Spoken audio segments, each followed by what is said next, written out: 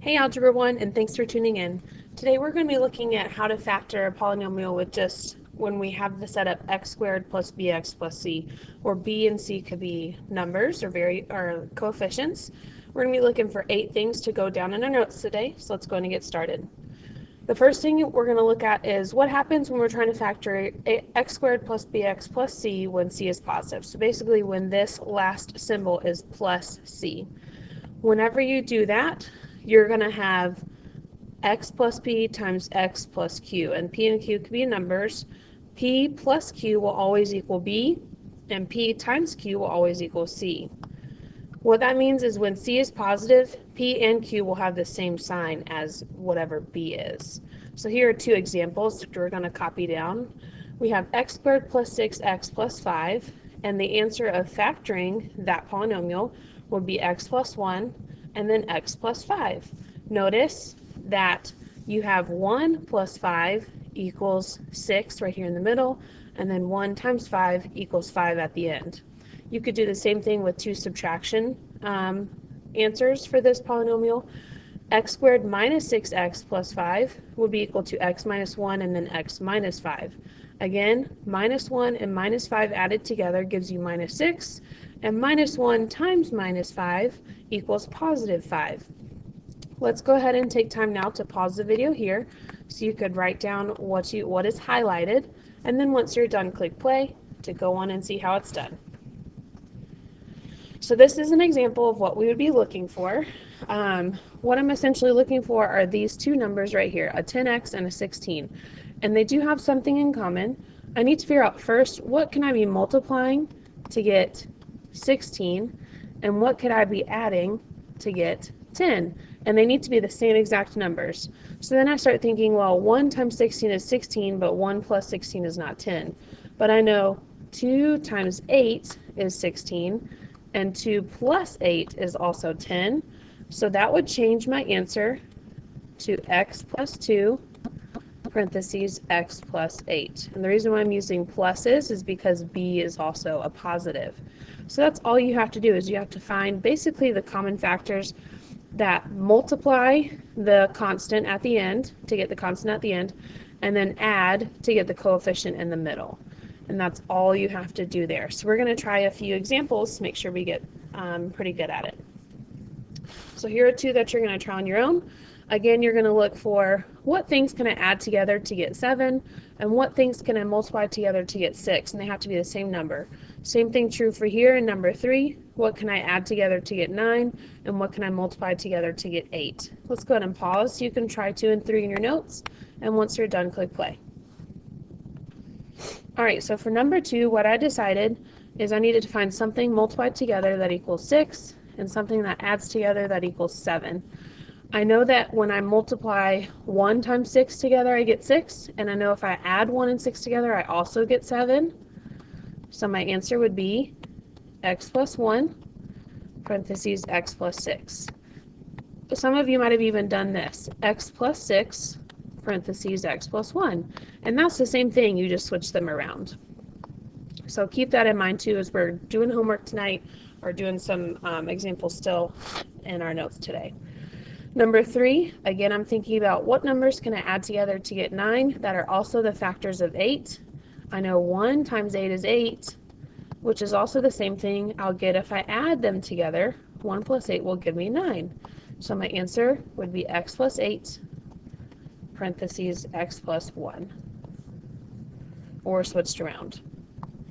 Here's one more you can try. Again, notice a little bit of a difference here. B is now negative. That means that your answer is going to change just a little bit. Again, finding the factors that can add together to get negative 8, that'll still be multiplied together to give you a positive 12. Let's go ahead and pause here so you can try number 4 on your own carefully, and then click play to check your work. Alright, so for this one, we want to make sure that we find the correct ones. I'm thinking about when I have a negative, when b is negative, that means both my answers will be negative, so it's going to look something like this. And we wrote that down back in slide 1. So now we're just trying to figure out, I like to figure out maybe what things can I add together to get negative 8. I can add negative 4 and negative 4. but negative 4 times negative 4 is not 12. I can also add negative 2 and negative 6. The nice thing is that negative 2 times negative 6 is also positive 12. If I just look here, negative 2 plus negative 6 is negative 8. And then negative 2 times negative 6 is positive 12. So that's my answer.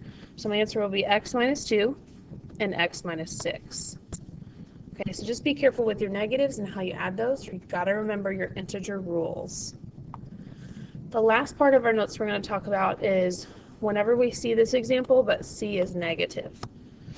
When c is negative, you're going to have different signs. So you're only writing down the highlighted information again on this page for number 5.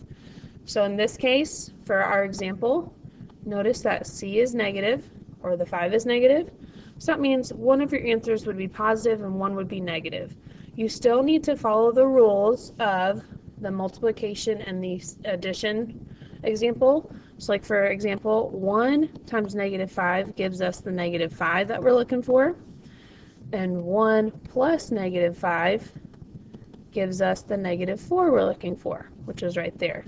So you still have to keep the positives and negatives in mind whenever you're adding and multiplying.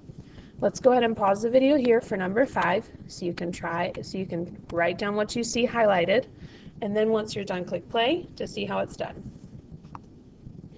Alright, so here's an example. We have x squared plus 4x minus 21. Because c is negative, that means I'm going to have one positive answer and one negative answer. Now I just have to think about my factors of negative 21. I know negative 1 times 21 is negative 21, but those added together will not give me the 4x. I can maybe do negative 3 times 7. That equals negative 21. And negative 3 plus 7 equals a positive 4.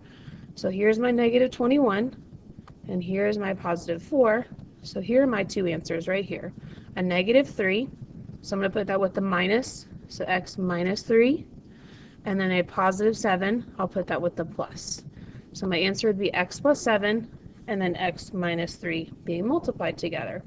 Remember, you can always check your work by FOIL.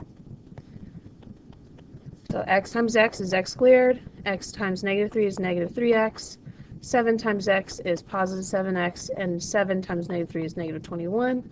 Add together your common terms, and that's where we get the 4x from. Okay, so just make sure that you're paying close attention to your positives and negatives here. Let's go ahead and try the last 3 on our notes. We're going to factor each polynomial, noticing each time c is negative, so you're going to have one positive answer and one negative answer with your binomials. Let's pause here so you can try them on your own, and once you're done, click play. Alright, so for number 6, I'm going to focus on this negative 15. I know that negative 3 times positive 5 gives me negative 15, and I know that negative 3 plus positive 5 gives me a positive 2. So here's the negative 15 that I needed, and here's the positive 2 I needed. So my answer for number 6 should be something like this: x minus 3 and x plus 5. The 5 should be positive and the 3 should be negative. Again, if they're swapped around, that is okay. For number 7, I have y squared plus 13y minus 30. To think about my minus 30, I know that I'd probably do like 5 times negative 6. That comes off my head right off the bat. But 5 plus negative 6 is not going to get me anywhere near that 13. So I'm going to maybe think about something else. 2 times negative 15 is negative 30. And 2 plus negative 15 is negative 13. So I'm getting closer. So what I probably need to do is just switch around my negatives. So negative 2 times 15 is negative 30. And negative 2 plus 15 is that positive 13, which is what I needed from that middle term. So my answers are going to be a negative 2 and a positive 15. So y minus 2, parentheses, next parentheses, y plus 15. Or you can switch them around. It's totally fine if you do. The last one, number 8, I'm going to go and put a 1 in front of this v right here just to make sure that I'm doing that correctly. I have negative 42. Right off the bat, I'm thinking about negative 6 times positive 7 to give me negative 42. But negative 6 plus 7 is giving me a positive 1, and I need a negative 1. So let's just switch around the negatives and see what happens. 6 times negative 7 is still negative 42. And then 6 plus negative 7 is negative 1, which is what I needed for my middle term. So my two numbers that are going to go with x is a positive 6 and a negative 7.